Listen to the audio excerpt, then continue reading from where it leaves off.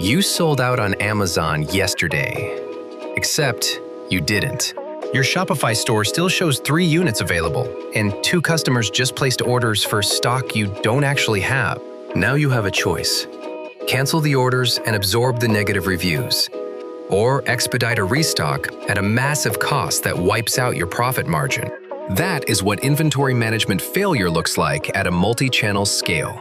No warehouse fire, no supplier collapse, just a 4-hour sync delay between 2 channels that didn't talk to each other. Single-channel brands have it easy. Units out, restocks in. One place to check.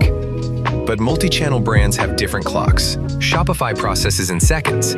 Amazon FBA has a 30-minute delay. Your warehouse updates once an hour.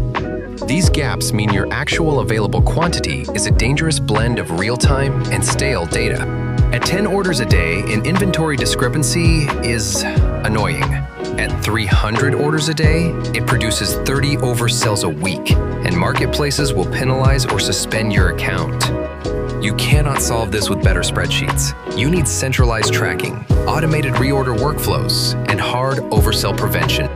Visit Omniorders.com today to read our step-by-step guide to managing multi-channel inventory.